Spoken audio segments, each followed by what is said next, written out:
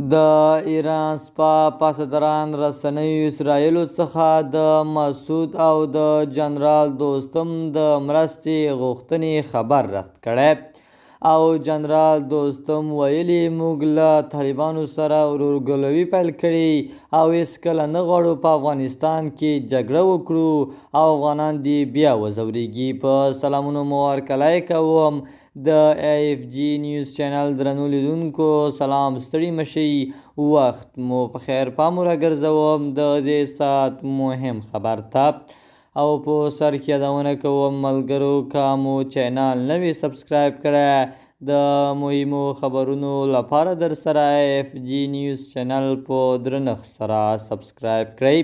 د ایران استخباراتي پورې تړلې رسنۍ هغه خبرونه رد کړي چې ګواکې د مقاومت په نوم جبهې مشر احمد مسعود او جنرال دوستم افغانستان کې د طالبانو خلاف جګړې لپاره له اسرایلو د مرستې غوښتنه کړې ده. ښاغلی مسعود په یوې ځانګړې مرکې پر مهال ویلي چې د اسرایلو له صهیونیستي رژیم څخه یې مرسته نه ده غوښتې. د مسعود او جنرال دوستم په وینا دغه خبر دروغ، دسیسه او یو مغرضانه هڅه ده.